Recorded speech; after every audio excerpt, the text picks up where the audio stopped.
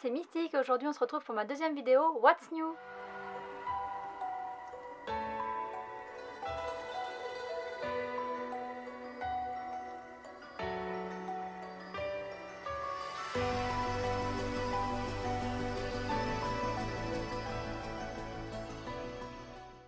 Comme le mois dernier, on se retrouve aujourd'hui pour que je vous parle des mangas qui ont retenu mon attention pour le mois de mars, et il y en a encore plus que le mois dernier. Et oui, ce mois-ci, j'ai mis 17 mangas dans ma wishlist, c'est pas possible, ça va jamais s'arrêter. Pour commencer, j'ai remis un livre qui n'est pas sorti le mois dernier, c'est Mulan, les contes traditionnels chinois. Il était prévu en janvier, puis en février, il est prévu en mars maintenant, je ne sais pas s'il sortira, en tout cas je l'ai remis sur ma liste. Ensuite, on a 7 livres qui sont plus ou moins liés à des séries que j'ai déjà en cours ou des séries que j'ai commencées, mais qui sont pas exactement les mêmes, par exemple des spin-offs ou des one-shots.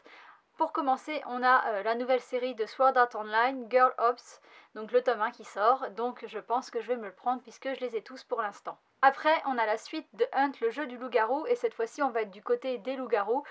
Si ça vous intéresse, j'avais présenté la première partie dans une vidéo, je vous mettrai dans le i et dans la barre d'infos, et donc là, on va avoir 3 nouveaux tomes sur comment ça se passe du côté des loups-garous. Ensuite, on a la suite des 7 princes et le labyrinthe millénaire, donc ça va être en un tome, et donc c'est ce qui se passe après les 4 tomes de la première série. Il faut arrêter les éditeurs de sortir des séries comme ça, parce qu'on croit qu'on a fini, et en fait on n'a pas fini, et ça coûte encore de l'argent, et c'est plus possible. Il y a aussi un guide officiel de The Ancient Magus Bride, donc j'adore cette série, je verrai si je prends le guide ou pas, je vais regarder ce qu'il contient. Pour l'instant il n'y a pas trop d'infos sur internet, il a l'air très beau, mais si c'est exclusivement que un artbook, je ne le prendrai pas. S'il y a des petites histoires bonus en plus, je le prendrai. Il y a aussi un nouveau livre dans la collection Les classiques en manga chez Nobinobi qui s'appelle Emma, et je les ai tous, ils sont là, donc je prendrai le prochain qui sort. Pareil chez Soleil Manga, dans leur collection Les classiques en manga aussi, il y a 2 nouveaux qui sortent, La richesse des nations et La divine comédie, et comme c'est une série que j'aime beaucoup, je pense que je les prendrai aussi. Et on s'arrête là pour les 7 qui sont liés à des séries que j'ai plus ou moins commencées. Après, j'ai repéré 2 livres sur des sujets qui m'intéressent. Le premier, la nourriture, avec l'artiste chef d'exception qui parle de la gastronomie française, et le deuxième sur la peinture, avec quand le manga réinvente les grands classiques de la peinture.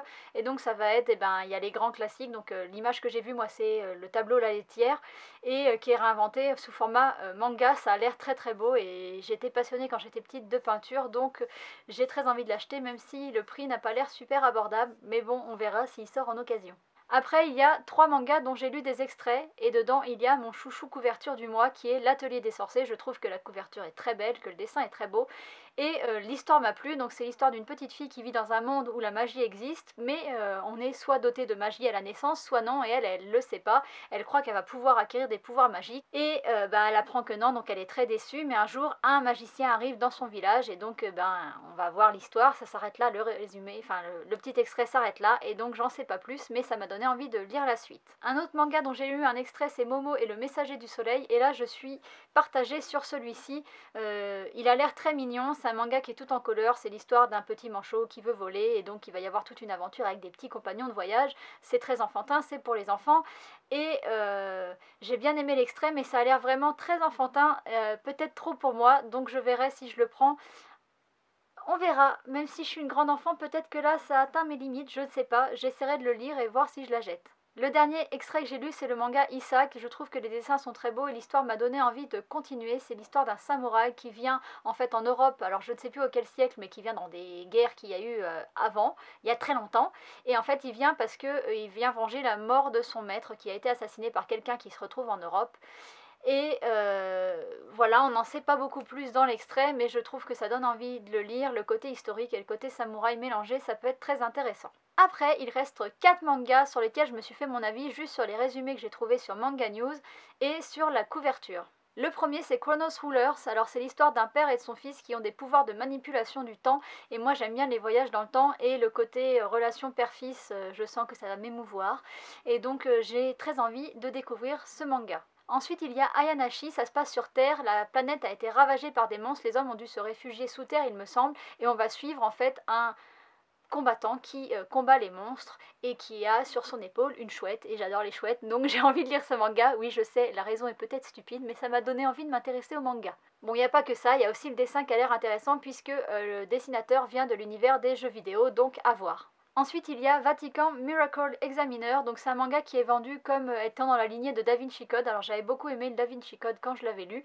et donc là c'est des enquêtes sur les miracles, et donc j'aime bien les enquêtes, j'ai bien aimé Da Vinci Code, donc je vais m'y intéresser. Le dernier manga du mois, c'est Devil Inside, et c'est encore une espèce d'enquête. Alors c'est une famille qui a des pouvoirs parapsychiques, un peu comme s'ils avaient un monstre à l'intérieur d'eux qu'il faut contrôler et qui leur permet d'avoir des pouvoirs. Et donc le héros, lui, n'a pas encore fait émerger son monstre, il n'a donc pas de pouvoir, et sa famille va essayer de faire émerger ses pouvoirs, mais il a pour lui une nounou, une espèce de nounou qui lui permet de s'apaiser et qui ne fait pas émerger le monstre, mais un jour, eh ben, tout ça va être chamboulé, et donc c'est là l'histoire, et ça m'a eu l'air super intéressant, et le dessin aussi a l'air super beau. Voilà pour les 17 titres que j'ai repérés et ajoutés à ma wishlist ce mois-ci. Après, il y a les mentions spéciales. Ce mois-ci, il y a deux types de mentions spéciales puisque Kurokawa sort une nouvelle collection qui va s'appeler Kuropop, et ils sortent deux titres qui m'ont interpellée, mais pour l'instant, sans les avoir vus, je ne sais pas si je veux les acheter ou si je les lirai en bibliothèque. Il y a Magie du rangement intérieur illustré et Traits de famille. Alors le premier, c'est tiré d'un livre qui a été fait, donc c'est mis en manga, et le deuxième, c'est un papa qui en fait reprend les dessins de ses enfants et qui en fait des super beaux dessins.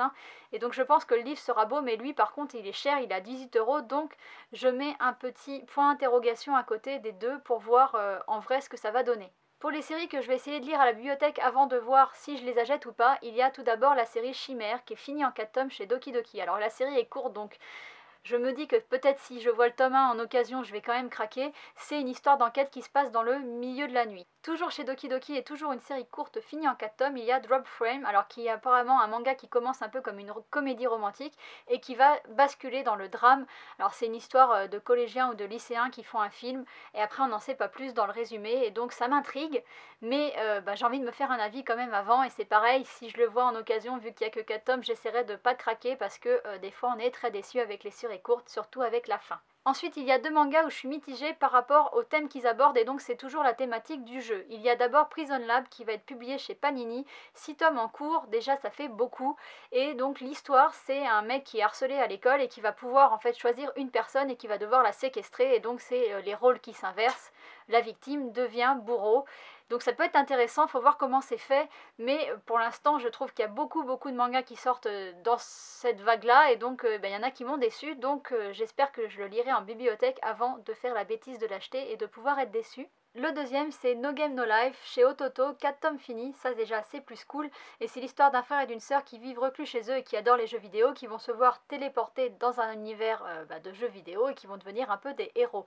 Alors ça c'est pareil, c'est vu et revu. Alors ça dépend comment c'est fait, ça peut être très bien fait, même si c'est un sujet déjà exploité, ça peut être fait de manière innovante et super cool, ou très bien être raté, et donc j'aimerais bien lire un tome entier dans une bibliothèque avant de me faire un avis et de savoir si je prends la série ou pas. Voilà pour ce mois-ci tous les petits mangas que j'ai repérés. Je sais pas si vous en avez repéré d'autres, n'hésitez pas à me le dire en commentaire. Par exemple, le mois dernier, j'avais pas parlé de Destin parallèle, et c'est parce que tout simplement il n'était pas sur la liste des sorties que j'avais imprimées, parce que c'est un manga qui m'intéresse, même si je l'ai pas encore acheté. Et donc n'hésitez pas à me dire vous ce que vous avez vu en commentaire, comme ça m'aidera peut-être à en trouver de nouveaux ou à me faire un avis. Et même s'il y en a que j'ai sélectionné et que vous aimez pas, dites-moi pourquoi, parce que peut-être que je les enlèverai de ma wishlist, et donc ça me fera moins de choses à acheter, et donc j'économiserai mon argent. Donc je vous remercierai. Voilà, c'est fini pour aujourd'hui et je vous dis à bientôt pour une prochaine vidéo. Bye bye!